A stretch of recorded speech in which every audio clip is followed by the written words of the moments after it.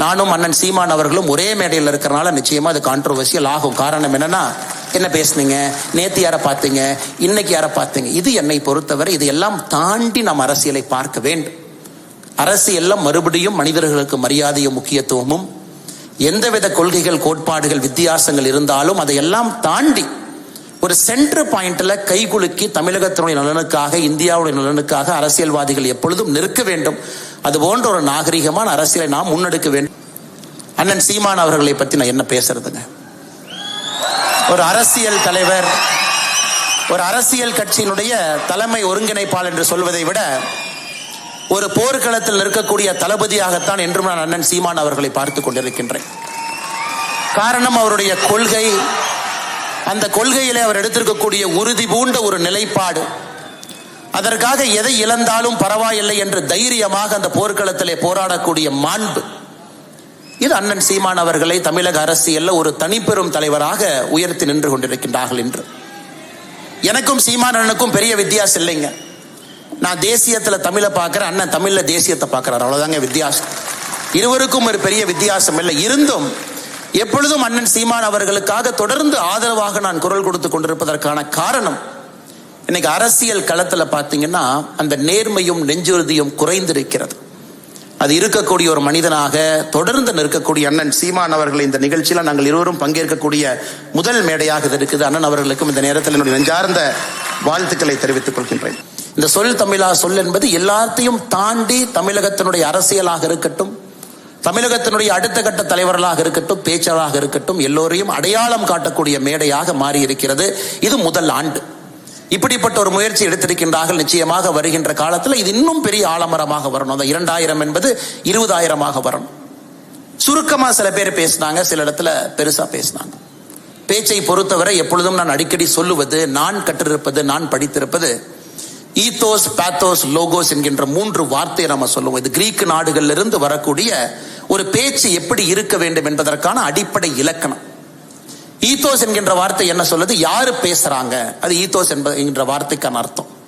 அப்ப அண்ணன் சீமான் அவர்கள் பேசுறாரா, இல்ல ஒரு மருத்துவர் பேசுறாரா, இல்ல ஒரு விஞ்ஞானி பேசுறாரா, யாரு பேசுறாங்க, யாரு பேசுறாங்க என்பதற்காகவே அந்த பேச்சுக்கு ஒரு சிறப்பு இருக்கும். ஈத்தோஸ்.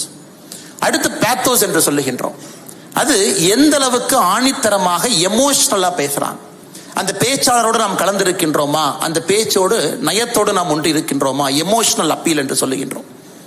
லோகோஸ் என்கின்ற வார்த்தைக்கான அடிப்படை தத்துவம் லாஜிக். அந்த பேச்சுல உணர்ச்சி மட்டுமல்ல, அந்த பேச்சுல ஒரு அடிப்படை தன்மை, நண்பகத்தன்மை இருக்கா அப்படி. ஒரு பேச்சில் இருக்கக்கூடிய 3 விஷயங்களை the speech of a grammar என்று சொல்லுகின்றோம். Ethos, pathos and logos. இது போன்ற மேடைகள்ல உங்களுக்கு வெறும் 4 நிமிடங்கள் 5 நிமிடங்கள் மட்டும் கிடைக்கும் பொழுது உங்களுடைய மூளை மிக வேகமாக வேலை செய்யும். அந்த தலைப்பை எடுக்கணும், எங்கேயோ படிச்சதெல்லாம் தலைப்புக்கு கரெக்ட் பண்ணணும், அதை பிரசன்ட் பண்ணணும், அதை நீங்க டிஃபெண்ட் பண்ணணும்.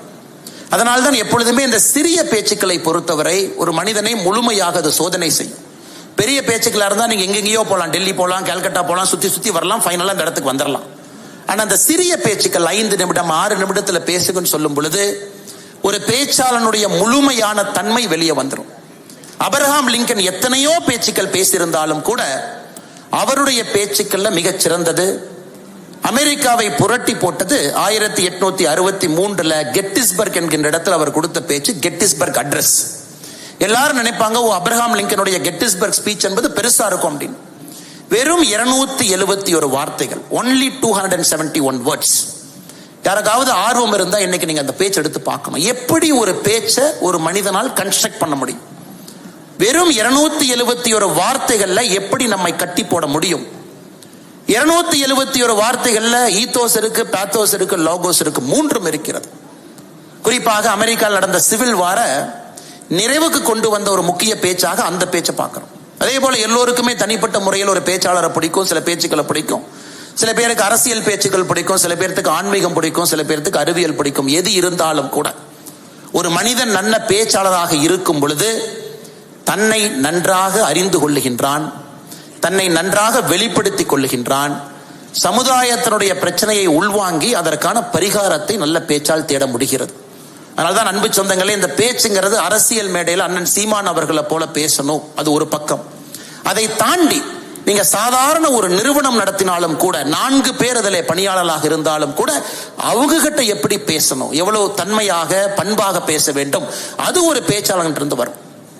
ஒரு பெரிய நிறுவனத்தில் நீங்க இருக்கிறீங்க. இன்னைக்கு ஹார்வர்ட் பல்கலைக்கழகம் சொல்லுது, ஒரு கம்பெனியினுடைய நிறுவனராக உயர் பொறுப்பில் நீங்க இருக்கிறீங்கன்னா 70% இஸ் சோஷியல் ஸ்கில்ஸ், வெறும் 30% மட்டும்தான் டெக்னிக்கல் ஸ்கில்ஸ். ஒரு கம்பெனியினுடைய சிஇஓ இருக்கிறீங்க, மைக்ரோசாஃப்ட் சிஇஓ இருக்கிறீங்க, 70% அந்த பொறுப்பினுடைய அடிப்படை உங்களுடைய சோஷியல் ஸ்கில்ஸ். எப்படி பேசுறீங்க, எப்படி ஒரு பொருளை விற்கிறீங்க, ஒரு கான்ஃபிளிக்ட் இருக்கும்போது எப்படி டீல் பண்றீங்க. வெறும் 30% மட்டும்தான் டெக்னிக்கல் நாலேஜ். அதனால் நீங்க வாழ்க்கையில மேல போக ஆரம்பிக்க உங்கள் டெக்னிக்கல் நாலேஜ் குறைவாகவும் உங்க சோஷியல் நாலேஜ் அதிகமாக இருக்கும். அது எங்கிருந்து வருங்க? பேச்சில் இருந்து வரும். இந்தியாவில் நமக்கு நிறைய சாதனையாளர்கள் வேண்டும், எல்லா துறையிலும் வேண்டும். அந்த சாதனையாளர்கள் தன்னை நன்றாக வெளிப்படுத்திக் கொள்ள வேண்டும். தான் பணி செய்யக்கூடிய இடத்துல எல்லோரிடமும் நல்லா பழகணும், சோஷியல் ஸ்கில்ஸ் இருக்கணும். அதற்கு மேடை பேச்சு அவசியம். ஆனா இன்னைக்கு மேடை பேச்சுக்கள் பொது இடத்துல பேசுவதை விட அதிகமாக செல்போனை பார்க்கிறோம், கம்ப்யூட்டரை பார்க்கிறோம், இன்ஸ்டாகிராம்ல பேசாம ஒரு கருத்தை போட்டுட்டு ஓடி போய் ஒளிஞ்சுக்கிறோம். அது இன்றைய தலைமுறைக்கு இருக்கக்கூடிய அடிப்படை பிரச்சனையாக நான் பார்க்கின்றேன். ஒரு கருத்து இன்ஸ்டாகிராம்ல சமூக வலைதளத்துல போடுகின்றோம், அது முக்கியம், அந்த கருத்துக்கு ஒரு வலிமை இருக்கு. அதை விட பெரிய வலிமை வெளியே நீங்கள் பேசும் பொழுது உங்களுடைய பேச்சுக்கு அதை விட பெரிய வலிமை இருக்கு. அதனால இந்த இன்ஸ்டாகிராம், சோசியல் மீடியா, இந்த யுகத்தில் இருக்கக்கூடிய குழந்தைகள் நீங்க பேசி பழகணும், நிறைய பேசணும். நீங்க பேசும் பொழுது மட்டும்தான் தடுமாற்றத்திலிருந்து வெளியே வருவீங்க. ஏன் இங்க உங்க முன்னாடி தைரியமா நான் பேசிட்டு இருக்கேன். எனக்கு ஒரு காலத்துல திக்கி பேசும், எனக்கு ஒரு காலத்துல திக்குவா, என்னால பேச முடியாது. நான் பஸ்ல போய் டிக்கெட் எடுக்கணும் அப்படின்னா கூட நான் சிரமப்படுவேன். என்னால சில வார்த்தைகள் வராது, இப்போ வராது, வராது. அப்ப டிக்கெட் எடுப்பதற்கு கூட நான் சிரமப்படுவேன்.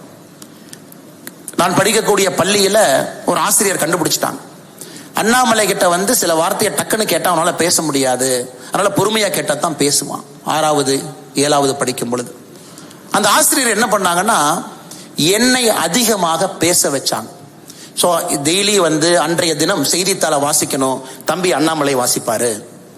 ஒரு பெரிய பேச்சாளர் பேசுறாங்க, அந்த பேச்சாளருக்கான முன்னுரிமையை முகவரியை அண்ணாமலை சொல்லுவாரு, நன்றி அறிவிப்பு அண்ணாமலை பேசுவார். பேச வச்சாங்க. பேசிக்கொண்டே இருந்தேன். முதல்ல பயமா இருக்கும், பேச்சு வராது, ஏளனமாக பார்ப்பார்கள், கை தட்டுவார்கள், எனக்கே ரொம்ப தர்ம சங்கடமா இருக்கும். ஆனாலும் அந்த ஆசிரியர் தொடர்ந்து என்னை ஒரு மேடையிலும் ஏற்றி என்னை பேச வைத்த பிறகு ரொம்ப நாளைக்கு அப்புறம் தான் எனக்கு தெரிஞ்சிச்சு, யாருக்காவது திக்குவா இருக்குன்னா அது பிசிக்கல் கிடையாது, அது மென்டல், மனதில் எங்கேயோ ஒளிந்திருக்கக்கூடிய ஒரு பிரச்சனையால மட்டும்தான் சில வார்த்தைகள் வராது. ஆனால் நீங்கள் எங்கிருந்தாலும் எப்படிப்பட்ட மனிதர்களாக இருந்தாலும் பேசுங்கள், பேசிக்கொண்டே இருங்கள். நீங்கள் யார் என்பதை வெளிப்படுத்திக் கொண்டே இருங்கள். இந்த உலகத்தை வசப்படுத்துங்கள். வருகின்ற நாட்கள் வசந்த காலமாக இருக்கட்டும். இன்னைக்கு நிறைய அரசியல் தலைப்புகள் இருந்துச்சு. அதனால என்னுடைய கருத்தையும் இந்த நேரத்தில் நான் பதிவு செய்ய விரும்புகின்றேன். ஒரே நாடு ஒரே தேர்தல் வேண்டுமா வேண்டாமா? அற்புதமா பேசினாங்க. வேண்டும்னு ஒருத்தர் பேசினாங்க, வேண்டான்னு பேசினாங்க. வெறும் 39 பாராளுமன்ற உறுப்பினர்கள் இருக்கக்கூடிய ஒரு நம்முடைய தாய் தமிழ்நாட்டிலிருந்து 543 பாராளுமன்ற உறுப்பினர்கள் அமரக்கூடிய பாராளுமன்றத்தில் வருங்காலத்தில் ஒரு தமிழ்வன் பிரதமராக வர முடியுமா பேசினாங்க. 2 பேரும் சரியா பேசினாங்க. முடியும் என்று பேசினாங்க, முடியாதுன்னு பேசினாங்க. என்னை பொறுத்தவரை இரண்டையும் சுருக்கி ஒரே வார்த்தையிலே பதிவு செய்ய விரும்புகின்றேன். அரசியல் எப்ப நல்லா இருக்கும், அரசியல் எப்ப ஆளுமை மிகுந்த மனிதர்கள் நாட்டை திருத்துவார்கள் என்றால், தேசிய கட்சிகள் தேசிய பிரச்சனைகளை முதன்மையாகவும் மாநில நலனை முக்கியமாகவும் வைக்கும் பொழுது, அதே போல மாநில கட்சிகள் மாநில பிரச்சனைகளை முதன்மையாகவும் தேசிய பிரச்சனையை முக்கியமாக வைக்கும் பொழுது மட்டும்தான் இந்திய அரசியல் மாறும். நான் சொன்னதை மறுபடியும் திரும்ப சொல்றேன். தேசிய கட்சிகள் தேசிய பிரச்சனைகளை முதன்மையாகவும் மாநிலத்தினுடைய பிரச்சனைகளை முக்கியமாகவும், அதே போல மாநில கட்சிகள் மாநிலத்தினுடைய பிரச்சனையை முதன்மையாகவும் தேசியத்தில் இருக்கக்கூடிய பிரச்சனைகளை முதலாகவும் வைக்கும் பொழுது அரசியல் மாறும். ஆனா இன்னைக்கு பாத்தீங்கன்னா ஒரு இக்கட்டான சூழல்ல நம்முடைய அரசியல் இருக்கு. பிராந்திய கட்சிகள் எக்ஸ்ட்ரீமான ஒரு பொசிஷன் எடுக்கிறாங்க. அது கைத்தட்டுவதற்கும் கேட்பதற்கும் பேசுவதற்கும் நன்றாக இருக்கும். நேற்று ஒரு சகோதரர் பேசும்பொழுது ஒரு விஷயத்தை சொன்னாங்க. பிரதமர் அவர்கள் வரும் பொழுது முதல்வருக்கே அனுமதி இல்லை. எப்படி நம்ம அரசியல் இருக்குன்னு பாருங்க. பிரதமரை அழைப்பதே முதல்வர் தான். பிரதமரை வர சொல்ல வேண்டிய பொறுப்பே முதல்வருக்கு தான் இருக்கு. பிரதமர் வரும் பொழுது முதல் ஆளாக இருந்து பிரதமரை வரவேற்க வேண்டிய கடமையும் உரிமையும் மாநிலத்தினுடைய முதலமைச்சருக்கு இருக்கு. ஆனால் நேற்று ஏதோ ஒரு காரணத்திற்காக மாநிலத்தினுடைய முதலமைச்சர் வரவில்லை. நான் இந்த மேடையிலே அரசியல் பேசவில்லை என்றாலும் கூட பிராந்திய கட்சிகள் ஒரு எக்ஸ்ட்ரீமுக்கு போகும் பொழுது, அதே போல தேசிய கட்சிகள் ஒரு எக்ஸ்ட்ரீமுக்கு போகும் பொழுது அரசியல் கெட்டு போயிருது. மக்கள் மிடில் மாட்டிக்கிட்டு முழிக்கிறாங்க, ரெண்டு பக்கம் பார்க்கறாங்க. ஆனால் எல்லா கட்சிகளுக்கும் இந்த அடிப்படை வேலை இருக்கிறது. இருவரும் சென்டர் பாயிண்டை நோக்கி வரணும். மாநிலத்தினுடைய நலனும் முக்கியமாக முதன்மையாக இருக்க வேண்டும், தேசத்தினுடைய நலனும் முக்கியமாக முதன்மையாக இருக்க வேண்டும். அது வர வேண்டும்னா நீங்க வரணும், இளைஞர்கள் வரணும், பேசணும், உள்ள வரணும், ஆதிக்கத்தை செலுத்தணும். நிச்சயமாக வருகின்ற காலத்தில் நீங்கள் அதை செய்வீர்கள் என்கின்ற முழு நம்பிக்கை இருக்கு.